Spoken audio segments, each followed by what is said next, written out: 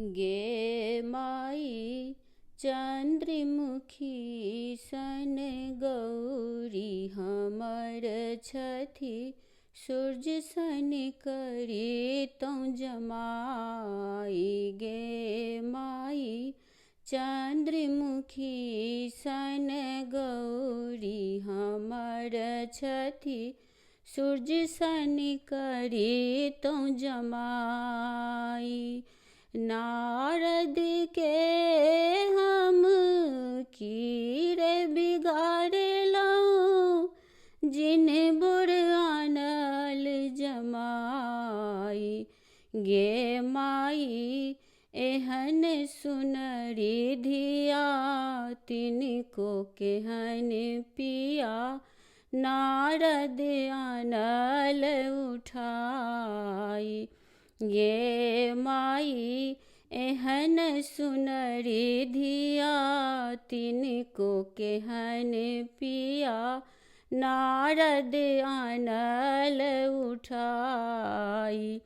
गे माई चंद्रमुखी सन गौरी हमर छथि सूर्य सन करी तौ जमाई। परिछन चलली माई मनायन बर देख खसली जमाई। गे माई हमन बियाह बई हो तपसी बरी मोर धिया रहती कुमारी। गे माई हमन बियाह बई हो तपसी बरी मोर धिया रहती कुमारी।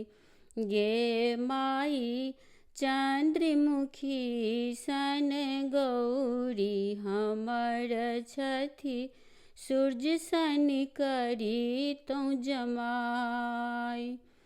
कहथिन गौरी सुनु है सदा शिव एक बेर रूप देखाओ।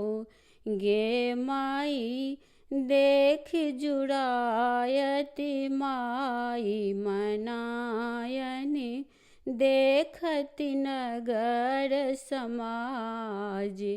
गे माई देख जुड़ायति माई मनायन देखति नगर समाज। गे माई चंद्रमुखी सन गौरी हमर छथि सूर्य सन करी तौ जमाई। भनहि विद्यापति सुनु है मनायन इहो थिक त्रिभुवन नाथ। गे माई करम लिखल छल इहो तपसी बर लिखल मेटल नहीं जाय। गे माई करम लिखल छल इहो तपसी बर लिखल मेटल नहीं जाय।